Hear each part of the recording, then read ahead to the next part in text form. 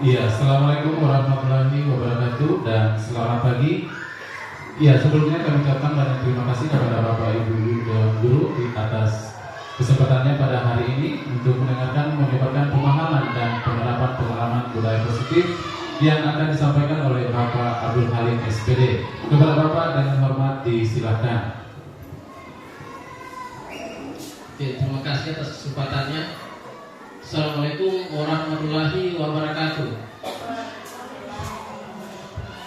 Pertama-tama marilah kita panjatkan puji syukur atas kehadirat Allah Subhanahu wa taala, karena atas limpahan rahmat dan karunia-Nya lah sehingga pada hari ini kita masih diberikannya nikmat kesehatan dan kesempatan untuk dapat bersama-sama hadir di tempat ini, yaitu di SDN 2 Sidoarjo Nusa Murah, dalam rangka menyebarkan pemahaman dan penerapan pengalaman budaya positif di komunitas belajar kita, yaitu komunitas belajar Kanamah Wali, sebagai salah satu pemenuhan tugas dari calon guru penggerak angkatan 9 Kabupaten Donggala.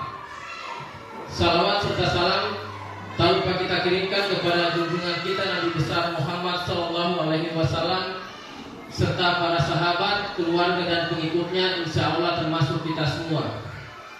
Yang terhormat Bapak Kepala Sekolah SDN 2 Sidoarjo Nusa Murah, dan yang saya hormati Bapak Ibu Guru dan staf Dewan Guru SDN 2 Sidoarjo Nusa Murah yang saya cintai dan saya banggakan. Oke. Pada kesempatan kali ini saya akan memaparkan tentang budaya positif, filosofi pendidikan Ki Hajar Dewantara. Tujuan pendidikan adalah menuntun segala kodrat yang ada pada anak-anak agar mereka dapat mencapai keselamatan dan kebahagiaan yang setinggi-tingginya, baik sebagai seorang manusia maupun sebagai anggota masyarakat. Pemikiran Ki Hajar Dewantara juga melihat bahwa setiap anak itu unik dan berbeda-beda sesuai dengan kodrat alamnya masing-masing. Bapak Ki Hajar Dewantara mengibaratkan guru sebagai petani dan murid sebagai tanaman. Misalkan sebuah tanaman yang kita tanam di lahan perkebunan kita, ada berbagai macam tanaman. Di lahan tersebut ada tanaman padi dan ada tanaman jagung yang berbeda sesuai dengan kodrat dari tanaman itu sendiri. Jadi begitupun dengan anak-anak kita yang ada di dalam kelas. Walaupun mereka berada dalam kelas yang sama, kemudian usia mereka juga sama, tentu pasti mereka mempunyai potensi dan keunikannya masing-masing. Hal ini merupakan sesuatu yang lahir bersama dengan anak-anak. Dan sebagai seorang pendidik, tugas kita adalah mempersiapkan lingkungannya, di mana kita tidak bisa mengubah biji padi menjadi jagung, tetapi kita mempersiapkan tanah yang terbaik, pengairan yang terbaik, sehingga setiap tanaman tersebut bisa tumbuh menjadi tanaman yang mempunyai kualitas yang tinggi. Ini menegaskan bahwa tugas kita sebagai seorang pendidik adalah penuntun, di mana kita harus mempersiapkan pengalaman-pengalaman belajar yang terbaik dan mengesankan bagi diri anak agar mereka mengeluarkan setiap potensi yang ada pada diri mereka secara maksimal. Berdasarkan filosofi pendidikan Ki Hajar Dewantara ini juga diperkuat dengan teori konvergensi yang dianut oleh beliau, di mana beliau itu mengatakan bahwa anak itu bukan merupakan kertas kosong yang bisa diisi seenaknya oleh seorang pendidik. Kemudian anak-anak itu juga bukan merupakan kertas yang sudah penuh dengan tulisan, sehingga apapun yang dilakukan oleh pendidik itu tidak akan ada manfaatnya. Akan tetapi anak-anak itu merupakan kertas yang penuh dengan tulisan yang masih buram. Dan tugas kita sebagai pendidik adalah bagaimana menebalkan tulisan-tulisan yang bernilai positif yang ada pada diri anak-anak. Artinya setiap anak itu sudah terlahir dan dengan potensi dan keunikannya masing-masing, dan tugas kita sebagai pendidik bagaimana mengeluarkan setiap potensi yang terbaik yang dimiliki oleh anak-anak. Sekarang kita masuk, apa itu budaya positif?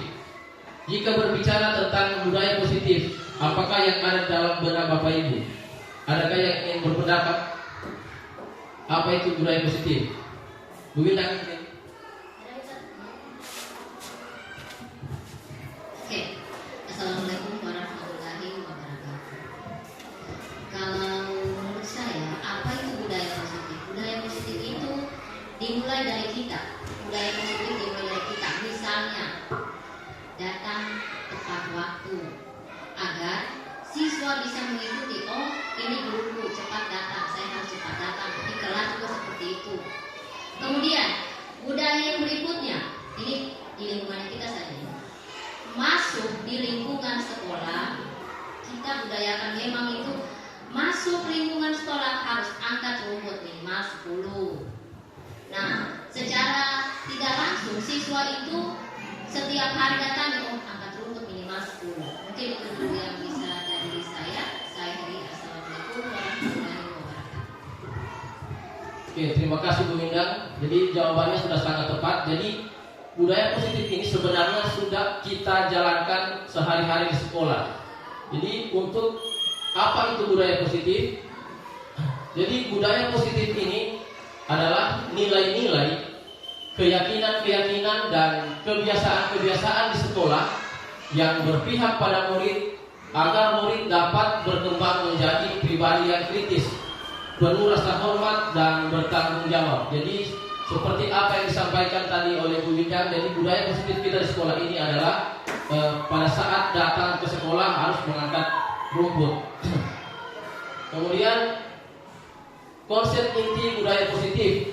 Adapun konsep inti dari budaya positif itu sendiri terbagi menjadi 8, yaitu yang pertama perubahan paradigma belajar, yang kedua disiplin positif, yang ketiga nilai-nilai kebajikan, yang keempat kebutuhan dasar manusia, yang kelima motivasi perilaku manusia, yang keenam posisi kontrol guru, yang ketujuh keyakinan kelas, dan yang terakhir adalah segitiga restitusi. Next, pembelajaran dengan paradigma baru. Jadi pembelajaran dengan paradigma baru merupakan pembelajaran yang dirancang berdasarkan prinsip pembelajaran berdiferensiasi, sehingga peserta didik belajar sesuai dengan kebutuhannya berdasarkan tahap perkembangan sesuai psikologi modern untuk mewujudkan profil pelajar Pancasila. Bapak Ibu guru, saya yakin kita semua di sini pasti sudah familiar dengan namanya profil pelajar Pancasila. Jadi profil pelajar Pancasila ini ada 6 dimensi, yaitu yang pertama beriman dan bertakwa kepada Tuhan yang Maha Esa dan berakhlak mulia. Yang kedua berkebinekaan global. Yang ketiga gotong royong. Yang keempat mandiri. Yang kelima kreatif. Dan yang terakhir adalah bernalar kritis. Sekarang kita masuk ke disiplin positif. Jadi disiplin berasal dari kata disiplina, yang artinya adalah belajar. Jadi disiplin ini adalah artinya belajar. Disiplin mengacu pada disiplin diri yang memiliki tanggung jawab terhadap apa yang dilakukannya berdasarkan nilai-nilai yang diyakini. Disiplin positif merupakan salah satu cara penerapan disiplin yang bertujuan untuk menumbuhkan kesadaran serta memberdayakan peserta didik tanpa imbalan penghargaan atau reward, ancaman atau hukuman. Sebagai pendidik, tujuan kita adalah menciptakan peserta didik yang memiliki disiplin diri, sehingga Mereka berperilaku mengacu kepada nilai-nilai kebajikan universal dan memiliki motivasi intrinsik dalam perubahan perilaku ke arah yang lebih baik. Selanjutnya kita masuk ke kebutuhan dasar manusia. Apa itu kebutuhan dasar manusia? Jadi kebutuhan dasar manusia adalah segala sesuatu yang kita lakukan untuk mendapatkan apa yang kita inginkan. Seluruh tindakan yang kita lakukan memiliki tujuan tertentu, dan semua usaha terbaik yang kita lakukan adalah dalam rangka agar kebutuhan dasar kita terpenuhi dengan baik. Selanjutnya kita masuk ke teori motivasi, hukuman, dan penghargaan. Pada motivasi perilaku manusia terdapat 3 faktor. Yang pertama yaitu untuk menghindari ketidaknyamanan atau hukuman. Yang kedua, untuk mendapatkan imbalan atau penghargaan dari orang lain. Dan yang ketiga adalah untuk menjadi orang yang mereka inginkan dan menghargai diri sendiri dengan nilai-nilai yang mereka percaya. Pada faktor untuk menghindari ketidaknyamanan atau hukuman dan untuk mendapatkan imbalan atau penghargaan dari orang lain termasuk dalam faktor eksternal dari motivasi perilaku manusia. Sedangkan untuk menjadi orang yang mereka inginkan dan menghargai diri sendiri dengan nilai-nilai yang mereka percaya termasuk dalam faktor internal dari motivasi perilaku manusia. Nah, di sini ada sebuah pertanyaan. Apakah hukuman sama dengan konsekuensi? Ada yang ingin berpendapat? Apakah hukuman sama dengan konsekuensi? Bu Winda, apakah hukuman itu sama dengan konsekuensi? Hukuman, konsekuensi, iya. Mungkin kalau hukuman ini kan kalau menurut saya mungkin ada 2. Pertama, hukuman baik misalnya menghukum siswa dengan tindakan itu. Kemudian hukuman yang kedua misalnya menghukum siswa dengan menjerat pembinanya. Konsekuensi itu, hukuman dengan konsekuensi mungkin hampir sama. Hukuman dengan konsekuensi, maksudnya kan hukuman konsekuensi akibat dari perbuatannya kita.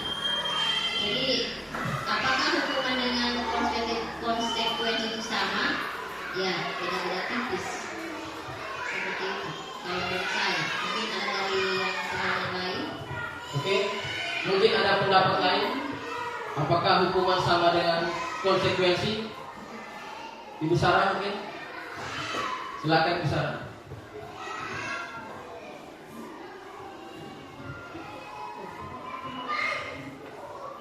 Assalamualaikum warahmatullahi wabarakatuh.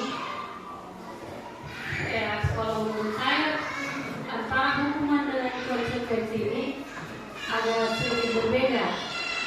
Kalau saya hukuman ini lebih ke faktor eksternal, maksudnya dia dari luar.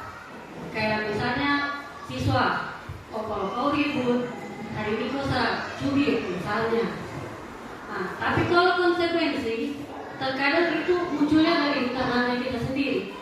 Maksudnya kayak tanpa ada, kayak yang saya bilang, saya cubit kau hari ini. Nah, biasanya kalau saya misalnya saya terlambat sampai di kelas, saya dapat siswa sudah keluar, itu konsekuensi dari saya terlambat tadi. Jadi tidak ada yang atur konsekuensinya saya lambat itu seperti apa. Nah, itu akibat dari perbuatanku itu, kayak maksudnya kesalahan itu. Tapi kalau hukuman, biasanya dia sudah lebih ke patokan, sudah dipatok. Oh, kalau kau begini, nanti kau dikasih begini.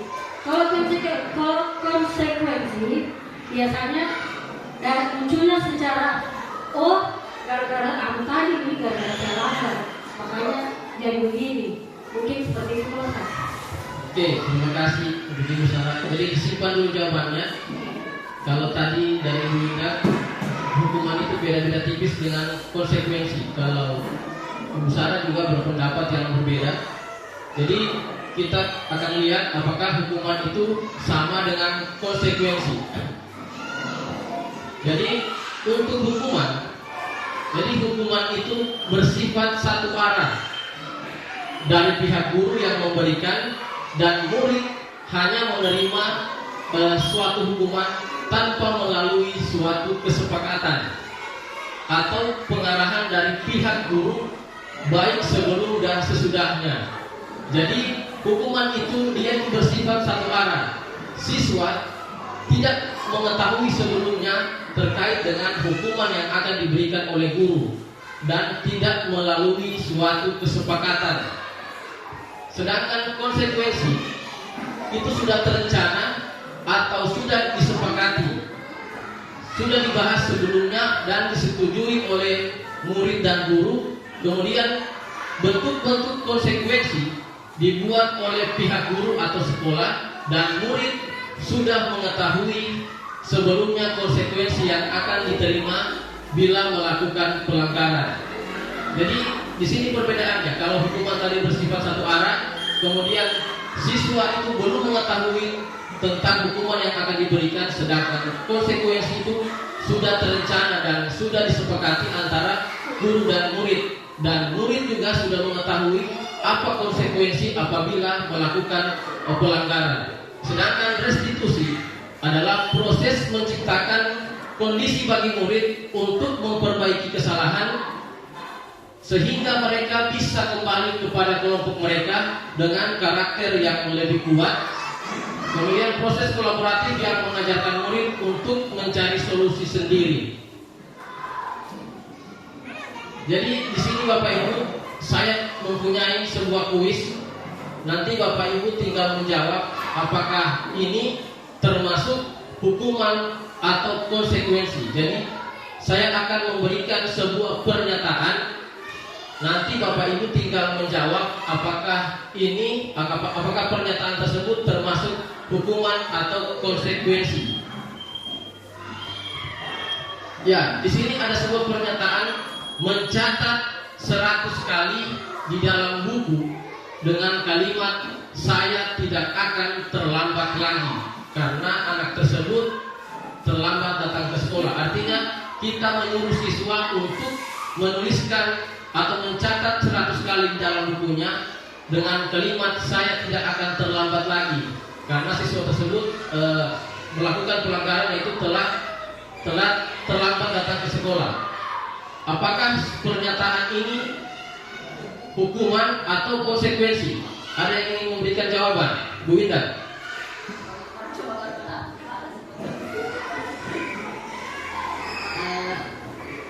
Saya mencatat 100 kali di dalam buku kalimat saya tidak akan terlambat lagi karena terlambat ke sekolah. Itu merupakan konsekuensi atau hukuman? Kalau menurut saya ini konsekuensi. Mungkin sudah dilakukan dulu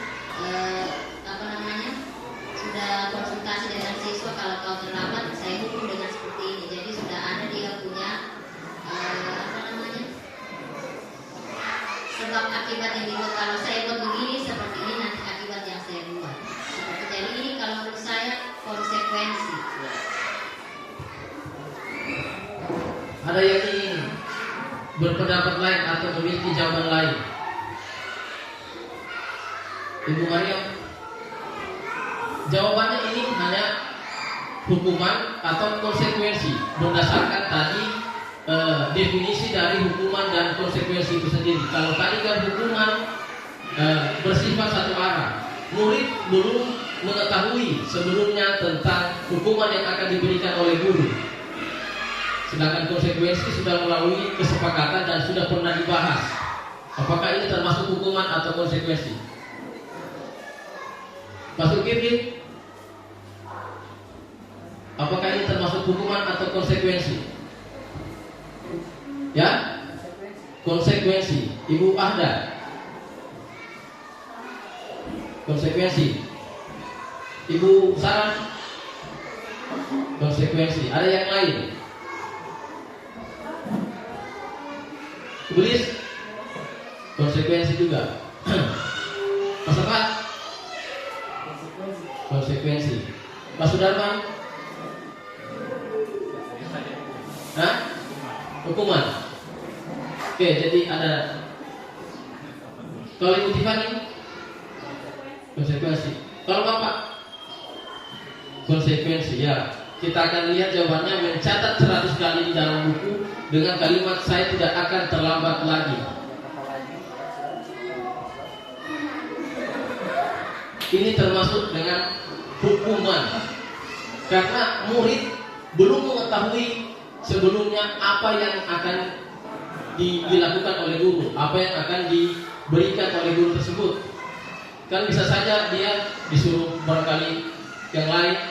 Murid belum mengetahui kalau dia disuruh menulis 100 kalimat, saya tidak akan terlambat lagi. Kemudian untuk pernyataan yang kedua, lari mengelilingi lapangan basket 2 kali karena terlambat hadir ke sekolah. Apakah termasuk hukuman atau konsekuensi?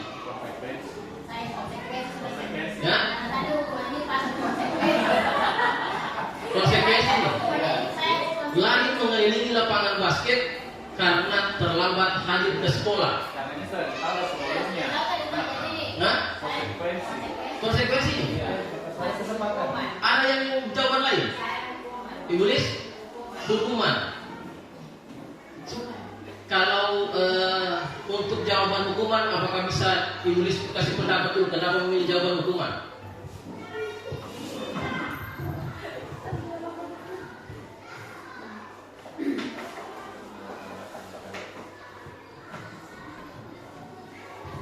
Ya, assalamualaikum warahmatullahi wabarakatuh. Sama dengan yang tadi, karena dia belum tahu juga apa kesalahan apa nantinya konsekuensinya ke depan, makanya dia dikasih hukuman dulu. Ya.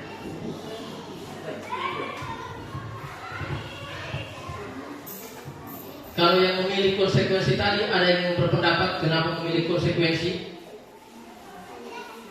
Siapa tadi memilih konsekuensi? Kenapa memilih konsekuensi? Kenapa saya memilih konsekuensi? Karena yang tadi juga jawabannya hukuman. Jadi saya pilih ini konsekuensi karena sebelumnya belum ada kesepakatan tadi sudah dikatakan itu hukuman. Jadi ini saya katakan konsekuensi. Apa? Iya bisa jadi. Karena tadi kan jawabannya hukuman, jadi ini konsekuensi. Silakan Pak Kepat.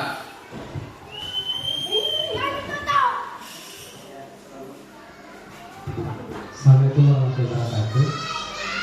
Menambah sedikit bahasa saya tadi karena ini menurut saya konsekuensi karena kata karena itu. Nah, itu karena ini makna saya di sini karena itu karena terlambat sudah ada kesepakatan sebelum. Saya kira itu jawaban saya. Kita akan lihat jawaban yang betul. Apakah lari mengelilingi lapangan basket 2 kali karena terlambat hadir ke sekolah? Apakah termasuk hukuman atau konsekuensi? Termasuk hukuman. Kenapa termasuk hukuman? Karena murid itu tidak tahu kalau dia suruh lari lapangan basket. Setiap hukuman yang kita berikan, kamu terlambat datang ke sekolah, cuci WC. Murid itu tidak tahu sebelumnya kalau saya akan diberikan hukuman seperti itu. Kalau konsekuensi sudah dalam sesuai kesepakatan.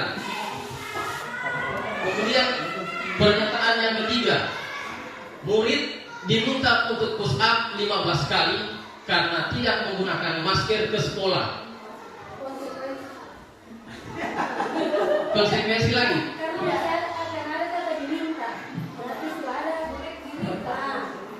Sepertinya ada miskonsepsi. Murid diminta untuk push up 15 kali karena tidak menggunakan masker.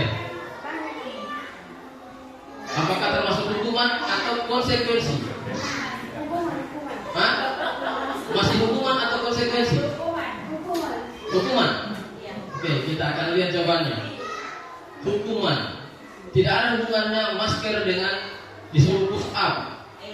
Nah, jadi itu termasuk hukuman.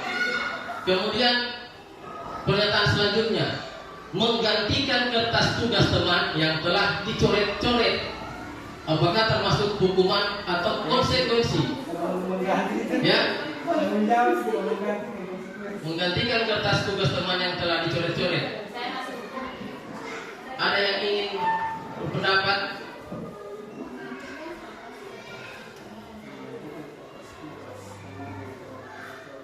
Menggantikan kertas tugas. Oh, itu konsekuensi. Kalau ini apa?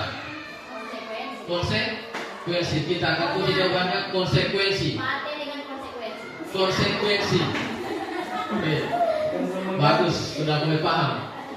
Kemudian selanjutnya membersihkan tumpahan air di meja tulis karena tersenggol pada saat belajar. Apakah konsekuensi? Kita lihat konsekuensi. Nah, karena ini pasti sudah melalui kesepakatan. Siswa sudah tahu kalau menumpahkan air di meja pasti akan dibersihkan. Kemudian yang terakhir, lari mengelilingi lapangan basket 2 kali karena terlambat 10 menit pada mata pelajaran PJOK. Apakah termasuk hukuman atau konsekuensi? Ya, saya berikan kesempatan dulu untuk guru PJOK-nya. Hati-hati salah menjawab. Kasih mic. Tunggu sebentar Pak, ditelaah sedikit. Hampir sama dengan pertanyaan yang tadi.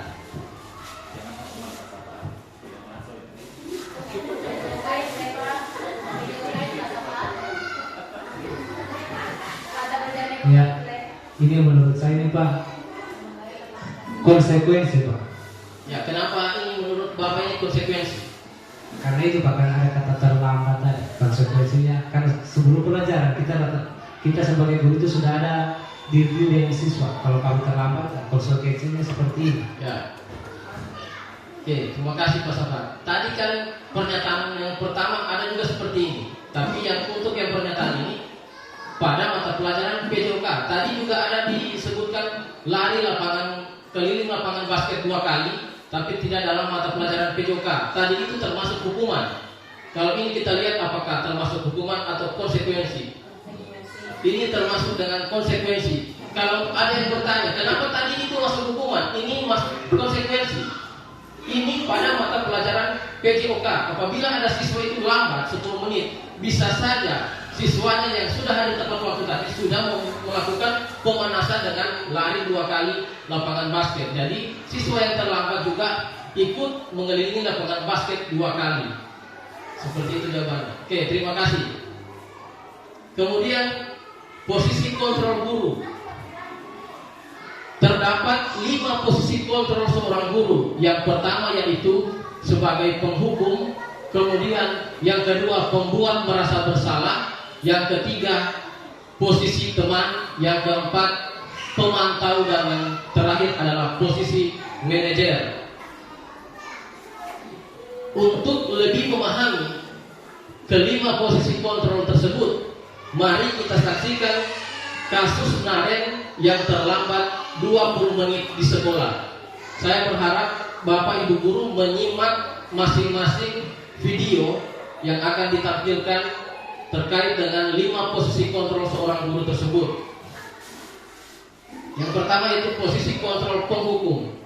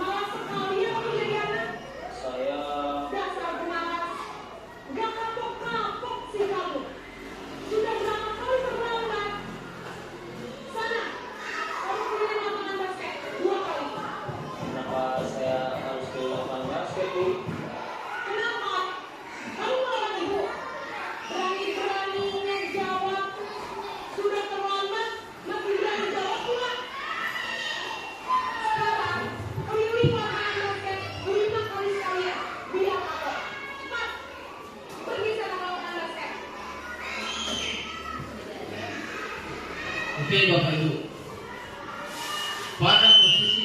pada posisi kontrol penghukum biasanya berbicara dengan nada tinggi, menghardik, menunjuk-nunjuk, menyakiti dan menyindir. Hukuman yang diberikan bisa berupa fisik maupun psikis. Dampak yang terjadi pada murid ketika guru berada dalam posisi penghukum adalah murid cenderung akan memberontak, bahkan menyimpan dendam. Untuk posisi kontrol yang kedua adalah posisi pembuat rasa bersalah. Mari kita saksikan video berikut ini.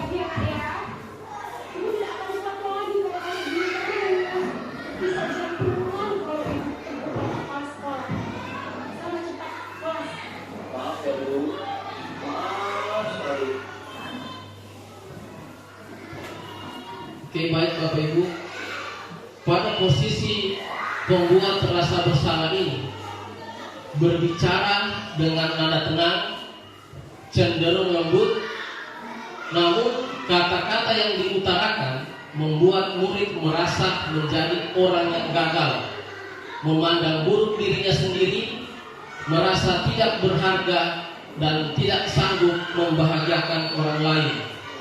Dampak yang terjadi ketika guru mengambil posisi pembuat merasa bersalah ini adalah murid akan menganggap dirinya yang bersalah dan ia akan menyimpan emosi negatif tersebut di dalam dirinya. Pada posisi yang ketiga adalah posisi kontrol teman. Mari kita saksikan video berikut ini.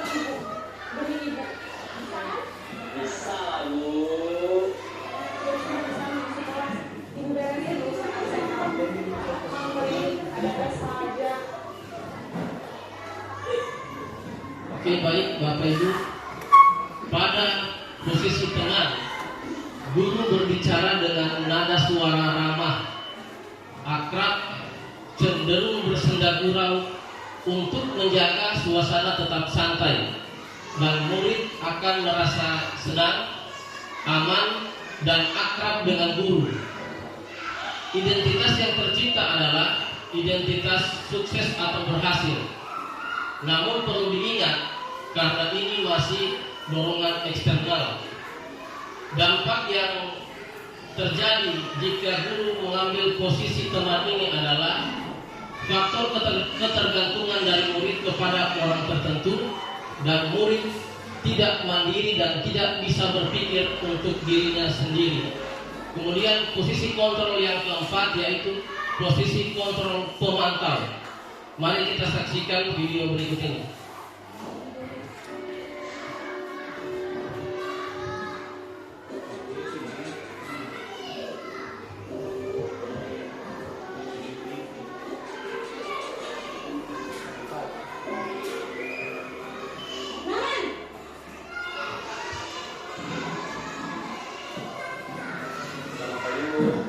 Naren, apa peraturan sekolah kita tentang jam berapa kita harus masuk sekolah? Kita harus di sekolah jam 7. Iya betul, sekarang sudah jam 7.20. Naren sudah tahu konsekuensinya jika terlambat hadir. Lalu saya harus tinggal kelas pas jam istirahat selama 20 menit. Iya benar, konsekuensinya demikian. Jadi nanti jam 9.30 pas istirahat, kamu harus tinggal di kelas, kerjakan tugas tambahan untuk ketertinggalan kamu, ya? Baik Bu. Baik Bapak Ibu, pada posisi pemantau, guru akan bersuara datar, tidak emosional, tidak bersenda gurau ataupun menggunakan suara tinggi. Dalam posisi ini, guru mengandalkan penghitungan atau data untuk mengontrol murid. Guru mengarahkan murid berdasarkan peraturan dan konsekuensi. Dampak yang terjadi jika guru mengambil posisi pemantau ini adalah murid akan menghitung konsekuensi dan hadiah tanpa memahami sepenuhnya nilai kebajikan yang dituju, dan murid tidak sepenuhnya mandiri. Kemudian posisi kontrol yang terakhir adalah yaitu posisi kontrol manajer. Mari kita saksikan video berikut ini.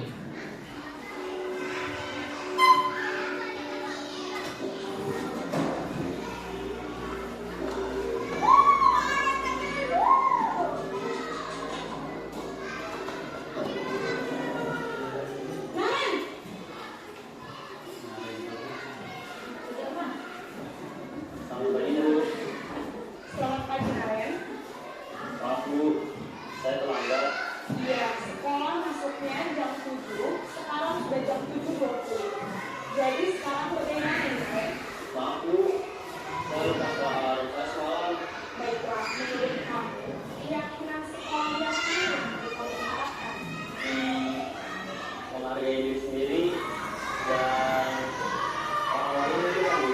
Setelah jadi, apakah kamu meyakini prinsip saling menghormati tersebut? Iya Bu, saya meyakininya. Apakah kalian bersedia memperbaiki masalah keterlambatan ini? Iya Bu. Bagaimana kamu akan memperbaiki masalah keterlambatan ini? Saya akan coba untuk tidak lupa mengenal alam saya Bu. Baik, kalau kalian kurang pengalaman sebelumnya, ada orang yang kira-kira bisa bantu mengingatkan tidak? Ada Bu, kata saya, Kak Emma. Ada lagi selain Kak Emma? Selain Kak Emma, ada ibu saya. Baik, jadi yang mengingatkan kalian adalah Kak Emma dan ibu kalian. Kira-kira akan mulai saat apa nih kalian? Setelah pulang sekarang, akan segera saya lakukan. Baik, jadi Naren akan setel alarm untuk bangun besok pagi dan akan digunakan oleh kakak dan ibunda Naren ya. Ada lagi yang perlu dilakukan Naren agar tidak terlambat baru lagi. Baik Naren, terima kasih untuk kerjasama kamu. Sekarang kamu perlu kembali ke kelas untuk belajar. Baik Bu, terima kasih. Baik Bapak Ibu, posisi manajer adalah posisi yang paling disarankan untuk membimbing murid, di mana memiliki sikap disiplin yang positif, yaitu murid yang mandiri, bertanggung jawab, dan dapat memecahkan masalah. Tujuan dari posisi ini adalah agar murid dapat berefleksi atas tindakannya. Guru akan dengan tulus memberikan pertanyaan-pertanyaan bermakna sehingga murid belajar dari kesalahannya dan mencari sebuah solusi untuk menyelesaikannya. Dampak yang ditimbulkan jika guru berada dalam posisi manajering adalah murid menjadi mandiri, percaya diri, dan dapat memecahkan masalah. Nah, sekarang saya mempunyai sebuah kuis lagi. Jadi berdasarkan pernyataan yang ada di depan, kira-kira posisi kontrol apakah aku? Berdasarkan dengan pernyataan ini, setelah tadi Bapak Ibu sudah menyaksikan kelima posisi kontrol guru tersebut. Kira-kira pada pernyataan Bapak kecewa sekali dengan kamu. Posisi kontrol apakah aku pada pernyataan tersebut? Ada yang ingin berpendapat atau menjawab?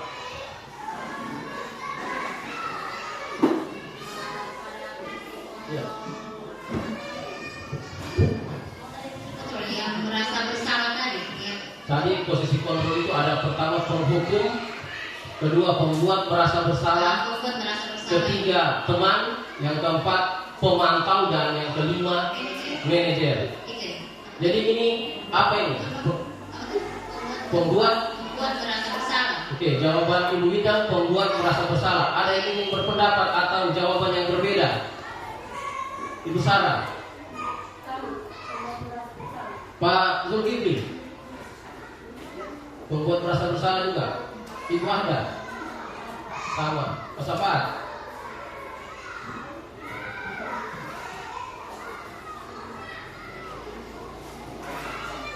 sama. Ibu Lis, sama. Ibu Tiffany, Pak Sudarman,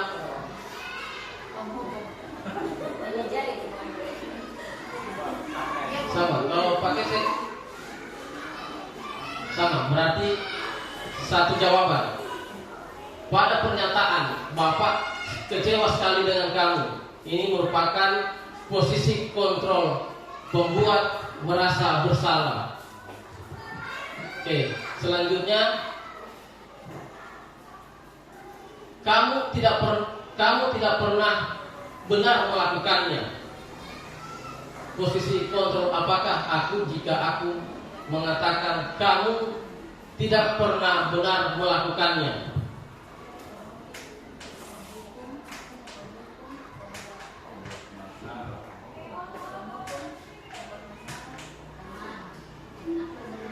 Pemantau dan manajer. Pemantau ini. Ini apa?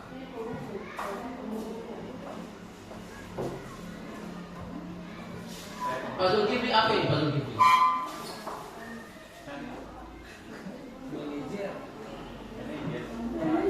Ya, penghukum. Ibu Ahda, Ibu Maria, Ibu Sarah, Pak Safat,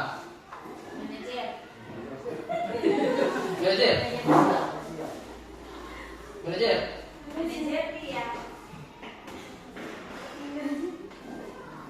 Kalau Ibu Lis, penghukum. Ibu Ipa, jangan jawaban yang lain ini. Saya pemantau. Manajer. Pak Sudarman pemantau. Ibu Tiffany penghukum. Kalau pakai set, pemantau. Oke, kita akan lihat jawabannya. Kamu tidak pernah benar melakukannya. Posisi kontrol apakah aku? Penghukum. Karena dia menghardik. Manajer itu posisi paling baik. Kemudian yang selanjutnya, ayolah lakukan demi Bapak, atau ayolah lakukan demi Ibu. Ya, Ibu Bintang teman. Ada yang punya pendapat lain selain dari teman? Ayolah lakukan demi Bapak. Yang pertama pembunuh. Iya, yang keduanya. Pembuat merasa bersalah. Membuat merasa bersalah. Ayolah lakukan demi. Oke. Teman, balik ini. Pembuat merasa bersalah. Ya? Oke. Kunci jawabannya masing-masing. Ayolah lakukan demi Bapak.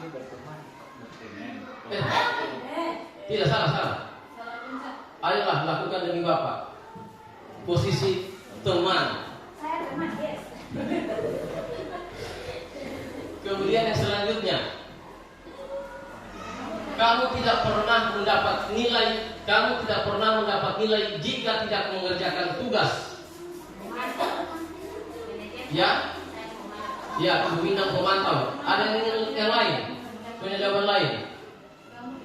Kamu tidak pernah mendapat nilai jika tidak mengerjakan tugas. Pemantau. Bu Lis.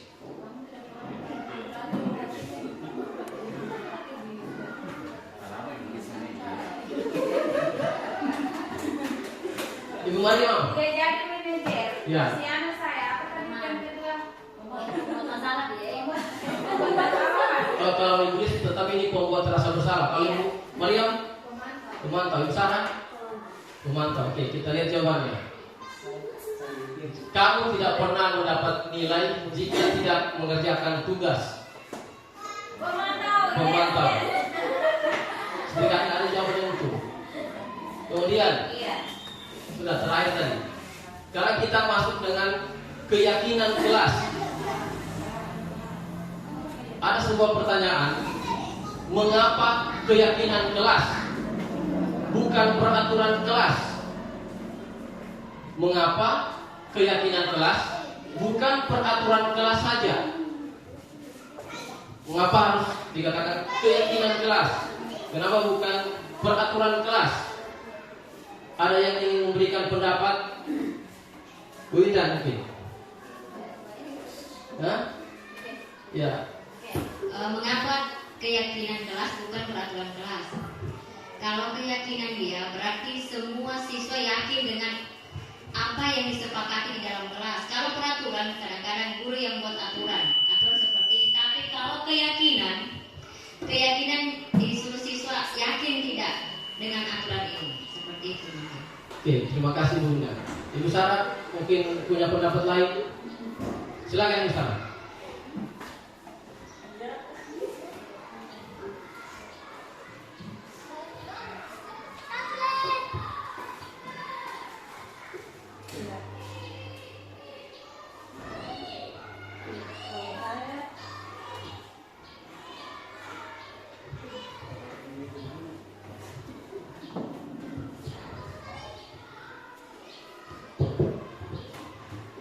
Kalau saya kenapa bukan peraturan tapi keyakinan. Kalau keyakinan dia lebih ke dalam dirinya siswa sendiri. Dia yakini bahwa ini saya lakukan berarti ini baik untuk saya. Tapi kalau peraturan biasanya dia hanya melaksanakan karena takutnya ada hukuman kayak tadi konsekuensi. Jadi tidak ada nilai dari dalam dirinya untuk kayak maksudnya berubah secara yakin bahwa ini baik untuk saya. Kalau peraturan, kalau keyakinan memang dia percaya bahwa apa yang saya lakukan ini memang baik untuk saya. Terima kasih. Mungkin ada yang berpendapat lain dari Ibu Sarah dan Ibu Winda. Ibu ada? Tiada? Peserta? Bisa memberikan komentar? Belum. Oke. Jadi mengapa keyakinan kelas bukan peraturan kelas saja? Jadi menurut Gosen pada tahun 1998, suatu keyakinan akan lebih memotivasi seseorang dari dalam atau memotivasi secara intrinsik. Jadi itu keyakinan, dia termotivasi dari dalam. Seseorang akan lebih tergerak dan bersemangat untuk menjalankan keyakinannya daripada hanya sekedar mengikuti serangkaian peraturan. Seperti itu perbedaannya. Ada sebuah pertanyaan, mengapa ada peraturan menggunakan helm bagi pengendara motor atau pengendara roda 2? Supaya kenapa? Mengapa ada peraturan menggunakan helm bagi pengendara roda 2? Ada yang ingin menyampaikan pendapat? Usara, saya persilakan. Mengapa ada peraturan menggunakan helm bagi pengendara motor?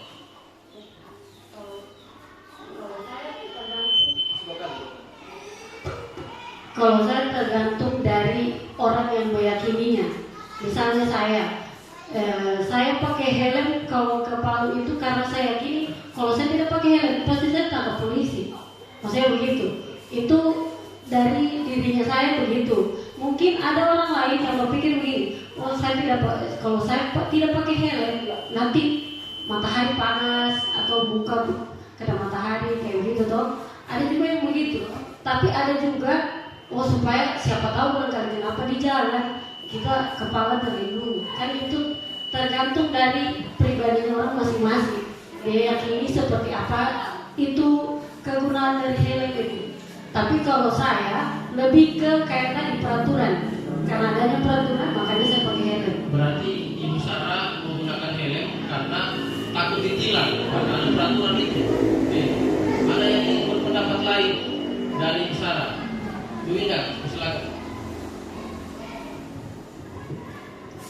Mengapa ada peraturan menggunakan helm bagi pengendara? Kalau saya untuk melindungi kepala, kemudian untuk melindungi dari panas. Jadi saya tidak belum sampai ke peraturan, tapi cara melindungi diri saya dari helm itu dulu. Jadi aturan di belakang, tapi keselamatan saya yang utama, seperti itu. Terima kasih. Jadi ada dua versi jawaban. Jadi kalau versi jawabannya Ibu Sarah tadi lebih ke arah kenapa dia menggunakan helm pada saat berkendara sepeda motor, karena beliau takut ditilang. Berarti beliau takut kepada peraturan itu, bukan tentang dirinya harus supaya terlindungi dari kecelakaan. Kalau dari Ibu Indah tadi, beliau meyakini bahwa ketika kita menggunakan helm supaya terlindungi dari apabila ada kecelakaan, berarti lebih ke keyakinan Ibu Indah itu tentang keselamatan. Jadi pertanyaannya tadi, mengapa keyakinan bukan peraturan? Jadi seperti dikatakan tadi, seseorang akan lebih tergerak dan bersemangat untuk menjalankan keyakinannya daripada hanya sekedar untuk mengikuti serangkaian peraturan. Jadi mengapa ada peraturan menggunakan helm bagi pengendara? Tentu jawaban kita yang sebenarnya adalah demi keselamatan, bukan karena takut ditilang atau takut panas, takut muka hitam. Tetapi sesungguhnya jawaban yang paling baik itu adalah demi keselamatan. Oke. Dalam keyakinan kelas, guru berperan dalam mewujudkan keyakinan sekolah atau kelas dengan adanya kesepakatan guru dan murid. Keyakinan sekolah atau kelas berupa pernyataan universal yang mudah diingat, dipahami dan harus diterapkan di lingkungan sekolah. Seperti tadi, misalnya kenapa ada peraturan di sekolah harus menggunakan masker, mencuci tangan dan menjaga jarak? Tentu jawabannya adalah demi keselamatan dan kesehatan. Oke. Kemudian masuk ke segitiga restitusi. Segitiga restitusi adalah suatu proses dialog yang dijalankan oleh guru atau orang tua agar dapat menghasilkan murid yang mandiri dan bertanggung jawab. segitiga restitusi dalam penyelesaian masalah, di mana guru yang berperan sebagai manajer menggunakan segitiga restitusi dalam penyelesaian masalah melalui 3 tahapan, yaitu tahap menstabilkan identitas, yang kedua tahap validasi tindakan yang salah, dan yang ketiga adalah tahap menanyakan keyakinan. Tujuannya adalah supaya menghasilkan murid yang mandiri dan bertanggung jawab. Pada tahap menstabilkan identitas dilakukan berdasarkan prinsip membuat kesalahan adalah bagian dari proses pembelajaran. Pada tahap menstabilkan identitas ini biasanya pernyataan-pernyataan yang diberikan oleh guru, misalnya berbuat salah itu wajar. Kemudian tidak ada manusia yang sempurna. Ibu bapak juga pernah melakukan itu. Ibu atau bapak tidak mau mencari siapa yang salah, tapi ibu atau bapak ingin mencari solusi dari permasalahan ini. Kemudian kamu berhak merasa begitu. Apabila ada pernyataan-pernyataan seperti ini dari guru, ini adalah masuk pada tahap menstabilkan identitas. Kemudian yang selanjutnya, tahap kedua yaitu validasi tindakan yang salah. Pada tahap validasi tindakan yang salah dilakukan berdasarkan prinsip setiap perilaku berupaya untuk memenuhi suatu kebutuhan tertentu. Pernyataan-pernyataan yang biasa diberikan oleh seorang guru, misalnya, kamu pasti punya alasan mengapa melakukan hal itu, padahal kamu bisa melakukannya lebih buruk dari ini ya. Kemudian kamu patut bangga karena telah melindungi sesuatu yang penting buatmu. Yang terakhir, kamu melakukannya karena mempertahankan sesuatu yang penting bagimu. Oke, sekarang tahap yang terakhir yaitu menanyakan keyakinan. Pada tahap menanyakan keyakinan dilakukan berdasarkan prinsip teori kontrol bahwa pada dasarnya kita termotivasi secara intrinsik. Pertanyaan atau pernyataan yang biasa disampaikan oleh guru ketika siswa mengalami atau melakukan pelanggaran adalah apa keyakinan kelas kita, kemudian nilai-nilai apa yang telah disepakati bersama, kemudian seperti apa gambaran sebuah kelas yang ideal menurut kamu, dan yang terakhir, kamu ingin menjadi orang yang seperti apa. Berikut adalah contoh penerapan segitiga restitusi di sekolah saya, di mana dalam kasus ini Nisya tidak terima pekerjaannya selalu dicontek oleh temannya, dan ia marah dan tidak dapat menahan emosinya. Jadi ini contoh penerapan segitiga restitusi yang di sekolah saya, SDN 2 Sidoarjo Sambora. Kita lihat bagaimana penerapan segitiga restitusi ini pada kasus Nisya tidak terima pekerjaannya, selalu dicontek oleh temannya, dan ia marah dan tidak dapat menahan emosinya. Nisya, tadi kalau dengar dari sekolah, katanya kamu harus bertengkar dengan siswa. Iya Pak, soalnya saya ingin. Kenapa dia bilang? Soalnya itu sudah membantu pekerjaan saya. Bukannya saya, kita juga dibantu. Oh begitu. Ya wajarlah kalau kamu marah dan jengkel. Jika bapak dan memutuskan, bapak pasti berbuat hal yang sama. Jika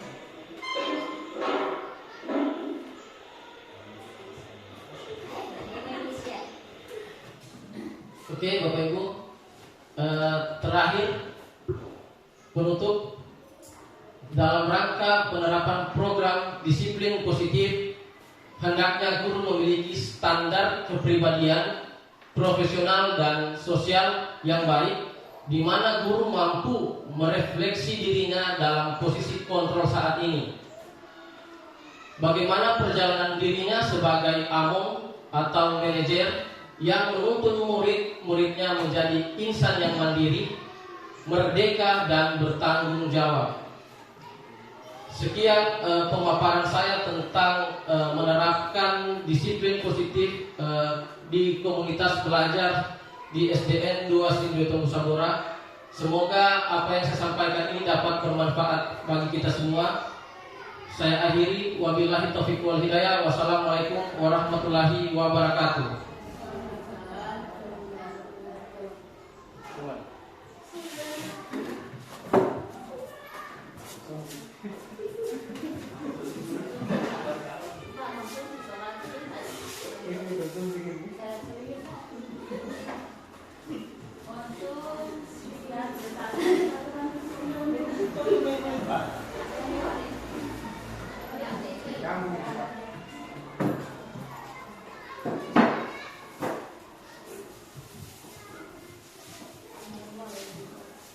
Iya, demikianlah presentasi menyebarkan pemahaman dan penerapan pengalaman budaya positif yang dihantarkan oleh Bapak Abdul Halim. Kepada Bapak diucapkan banyak terima kasih. Iya, dan kami akhiri. Wassalamualaikum warahmatullahi wabarakatuh. Siapa yang mau jawab? Saya.